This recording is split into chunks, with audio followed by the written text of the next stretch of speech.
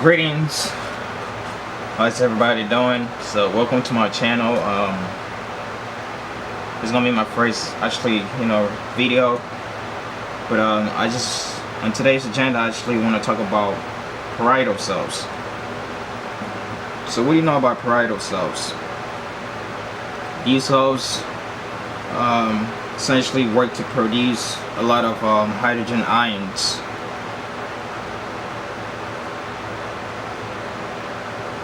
which we need for digestion. It is important. So let's go ahead and talk about it. So I'm gonna go ahead and draw, a visual representation of how parietal cells looks like when I think about. So parietal cells, I'm gonna represent it by a circle, and these cells mainly have 3 receptors that kind of regulates, acid production. So one of them is going to be the CCKB receptor. Another one is going to be the M3 receptor. And the other is going to be H3 receptor. H2. Actually, it's H2 receptor. Histamine, muscarinic, and gastrin receptor. All these 3 receptors are regulated. The signal that is going to bind to these receptors are regulated by the vagal tone. And the vagal tone actually, essentially stimulates a neurotransmitter called acetylcholine. So when acetylcholine is produced, it stimulates mainly the M3 receptor to work by the GQ pathway.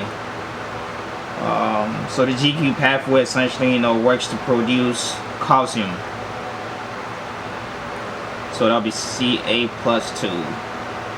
And when this receptor is stimulated too, it works through the GQ pathway as well to produce calcium as well. Alright. And the signal that binds to the H2 receptor is produced by ECL cells. And these cells work to produce histamine that binds to this, and this works by the GS pathway. This goes ahead and essentially produce increase the production of CAMP, which is cyclic AMP, cyclic adenyl-monophosphate. So when this happens, essentially you have a production of hydrogen ions, which is kind of the point of what I'm talking about. So let's talk about G cells. So G cells are cells that produce something called gastrin, and these cells, when they are stimulated by a neurotransmitter called gastrin, so these cells are stimulated by something called gastrin, releasing peptides. So essentially, when this peptides stimulates this the G cells, they produce gastrin, which binds into this receptor, CCKB receptor. So gastrin, I'm gonna go ahead and make a note right here.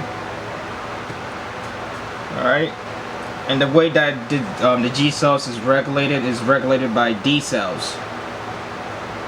So what D cells secretes, they're going to secrete something called somatostatin. And these D cells, when you have a lot of hydrogen ions inside the parietal cells, these mechanism kind of turns on to turn off these G cells in order to inhibit the production of gastrin, which is essentially going to stimulate this receptor to produce hydrogen ions. So D cells produces somatostatin, and somatostatin goes into G cells to inhibit the production of gastrin, which essentially leads to less production of hydrogen ions. And also, the G cells can be stimulated by our dietary peptides. So essentially, when we eat and the food gets broken down, the peptides can stimulate G cells to produce more hydrogen ions, which is important. On this same cell, we also have something called another receptor, which kind of regulates, how much hydrogen ions is produced. It goes by the name EP3 receptor. These receptors have an agonist, a signal that binds to it, and that signal is referred to. That signal will be PG12 as well as PGE2. These two signals actually have 4 receptors. They go by EP1, EP2, EP3, and EP4. EP3 works by inhibiting the production of cyclic AMP. So cyclic AMP, as I told you earlier, is going to increase the production of ions. This pathway is going to work to inhibit, so you have a negative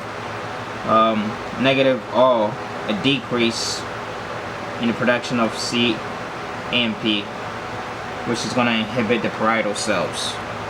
If that makes sense. I hope it does. So essentially, this is what I wanted to, talk about. It's pretty simple. If you know this kind of mechanism, you can kind of visualize how, particularly, how the H2 antagonist works. These are medications used for GERD and other conditions such as esophageal erosiveness.